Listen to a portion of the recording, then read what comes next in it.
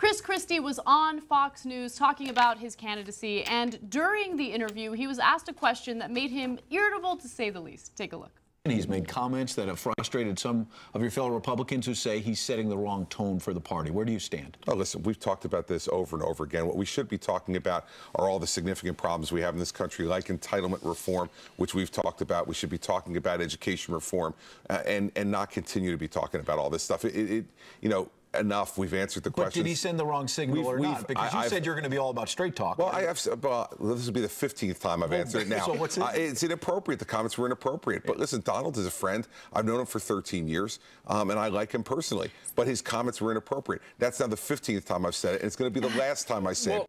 So it's awesome to see other Republican candidates comment about Trump, because Trump is obviously leading in the polls at the moment, especially after he said those terrible things about Mexican immigrants. And they just don't want to talk about him anymore, because the more you talk about him, the more you actually help his campaign. So you could see his frustration in that segment. We have another clip we'll get to in just a second. Okay. I don't. Just real quick. I don't think they help his campaign by talking about him. I think they hurt themselves and they hurt the party. You know, they know that the longer that we spend talking about the mania of Donald Trump, they think is bad for Republicans. It's very bad for the Republican brand. I don't think it particularly helps Trump. Well, so definitely everybody in the Republican Party thinks it hurts their brand, and they're really worried they're going to lose the Latino vote entirely, and then they're going to be in a ton of trouble. They never had the Latino vote to begin with. I know, but every day they lose more and more Latino voters, and it makes a big difference. They get some. I mean, if they expect to lose it 67-33, they lose at 87-13, it just makes it that much harder. Yeah, and some would argue nearly impossible. That's right, yeah. If you lose it to that degree.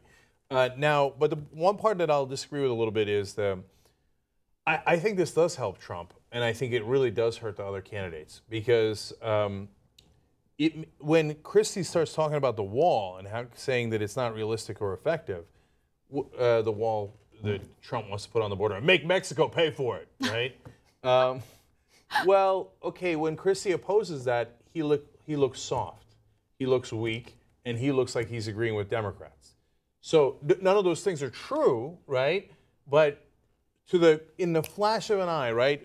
Somebody's watching Fox News. Oh, Trump's tough. He's tough against immigration, and he's for the wall. And Christie says it's inappropriate.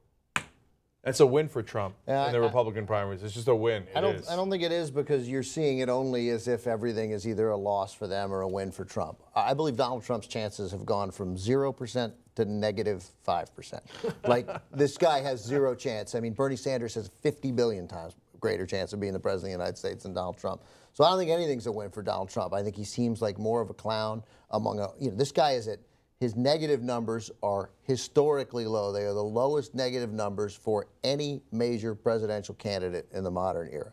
The worst, right? It's irrelevant what's good or bad for, let's put it that way. Whether it's good or bad for Donald Trump is totally irrelevant. It is certainly damaging to them. So I agree with half of your arguments. So, yeah, what I wanted to say is that what does every candidate want during the election cycle? They want as much attention as possible. They want to talk about their ideas. They want to talk about their so-called reforms.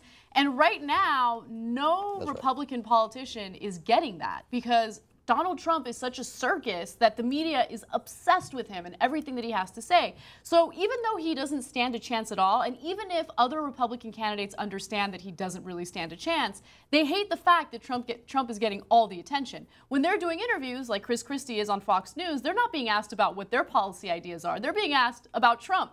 What do you think? How do you feel about this? And that's why he looks so irritable in that video, and he gets more irritable as it goes on, because they keep pressing him about it. Whereas if he just got to talk about his wonderful ideas, he mentioned their entitlement and education reform. By that he means cut entitlements, Social Security and Medicare, and cut education. Right. If he just got a chance to release those wonderful ideas into the world, he'd do much better. I'll tell you how horrible the teachers union is and how lousy Social Security is. I'd be the president. Yeah, if only Christie could do that. Yeah. But agreeing and disagreeing with Ben a little bit here, I think the times are vastly different than they used to be. So my slight disagreement is I now believe that Trump is above 0% chance of winning the Republican nomination. Just because I think that he is voicing, he's the id of the Republican Party, and he's voicing this discontent that they have so loudly that's actually resonating. If you're voting in a 16 or 17 person field, I actually think Donald Trump would have an excellent chance of winning. Now, going back and agreeing with Ben, the reason that his chances continue to be really small is that's not how voting works. It might be that in Iowa, it might be that in New Hampshire, but by the time we get to Florida, he's going to be up against far fewer people, 3, 4 people, however many the field has been culled to. Then, if he has maxed out at 15%, 15% looks great in a crowd of 16, doesn't look so good in a crowd of 3, and then if you get down to 2, it looks terrible, right? So that's why he's unlikely to win at the end, but boy, he can do some serious damage in the meanwhile. But I mean, if a solid majority of Americans hate you, you're not going to be president. Yeah, not going to be president. Yeah, I mean, in a general election, I don't see how it's not an absolute unbelievable slaughter, right? But in the Republican primary base, in some ways, Donald Trump represents the boastful ignorance of the Republican base. Absolutely. So not only are they ignorant of the facts, the government of Mexico is not sending anyone here, right? That kind of talk is ridiculous. No, Trump is not going to magically get the Mexican government to pay for a wall between us and Mexico. These things are preposterous, right? And some are just flat out not, some might be opinions or boasting, some are just not true. A lot of it is just not true.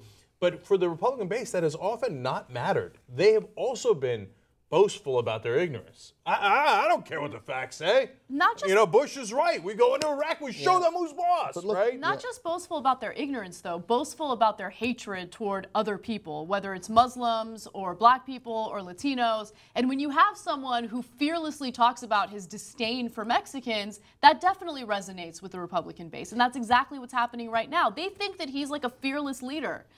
But they haven't nominated a conservative who they believed to be conservative, a really reactionary conservative. They don't do it. I mean, they didn't do it. They haven't done it since 1980. That's when they elected a guy who was thought to be really conservative, and then he got reelected. But Bush, the first Bush wasn't. Certainly Dole. Certainly not, as I said, H.W. George Bush was running as a compassionate conservative. Again, his scores for conservatism seemed low. It turned out, oh my God, he was incredibly conservative. And then obviously with McCain and then Romney. So, I just don't, I don't think any of these arch conservatives is likely to win unless they can present themselves in a different manner, like George Bush, unless you can seem like a different kind of person, which is what scares me so much about the guy who declared for president today, Scott Walker.